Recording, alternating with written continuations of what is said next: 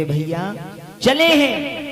और मनसुखा कहने लगा भैया कन्हैया देख एक बात हम तुम्हें बता रहे हैं, चल तो रहे हैं चलने के साथ में चोरी करने के लिए, लेकिन एक बात याद रहे आपको, चोरी करने चलने और जब मार पड़ेगी तो कौन खाएगा?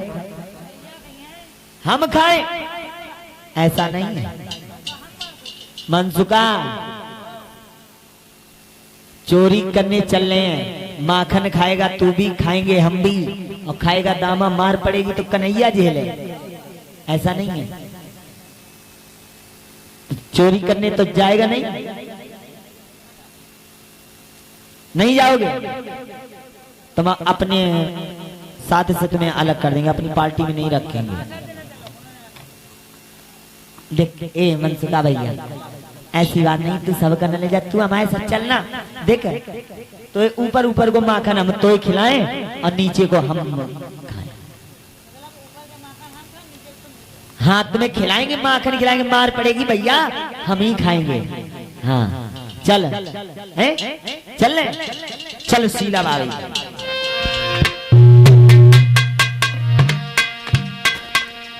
आज इधर भगवान कन्हैया पहुंच गए हैं शीला भाभी के घर में, और ये हमारे सर्वेश भैया के द्वारा भगवान के चरणों में फल फूल और 151 मुद्राएं भेंट हुई। आशीर्वाद की कामना हम मां भगवती सदैव कल्याण करती रहे। श्री राधे। आज इधर जब पहुंच गए हैं, जब चोरी करने के लिए कहने लगे कि है मनसुखा भैया अब जानी मालूम है शीला धर कहां गई है माखन, कहां धर गई है देखो। उसी समय मनसुखा कहने लगा है भैया श्याम चोरी कैसे करी है श्याम, मटकिया ऊपर लटकाई गई है, चोरी कैसे करी है मटकिया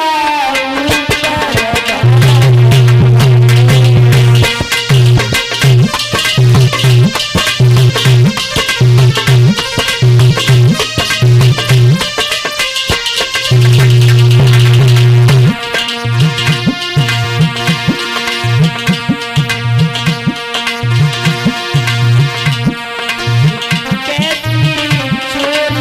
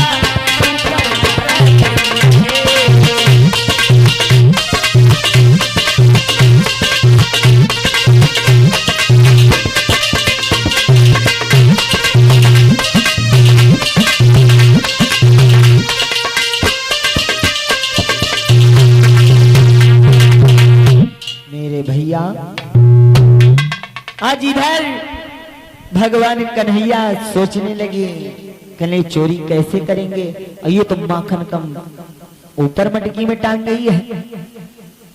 सलाह मिलाते रहे, लेकिन थोड़ी देर के बाद में भगवान कन्हैया ने कहा, ए दामा दामा एक काम कर, तू घोड़ा बन जा। नहीं बनेगा, याद कर लेना, घोड़ा बन जा। मनसुका तू भी लच जा। सभी ग्वालों को जैसे इतनी बात कही, उसी समय जवाब दिया है। काहे दामा कहने लगा कि हाओ हम घोड़ा बन जाए और ऊपर ऊपर को माखन तुम ऊपर ही खाते रहो, हमें दे दो छाछ, हम नहीं बनेंगे। भगवान कन्हैया ने जैसे तैसे दामा और मनसुका को मना लिया है। आज उसी समय भगवान कन्हैया छलांग लगा करके चढ़ जाते हैं ग्वाल वालों के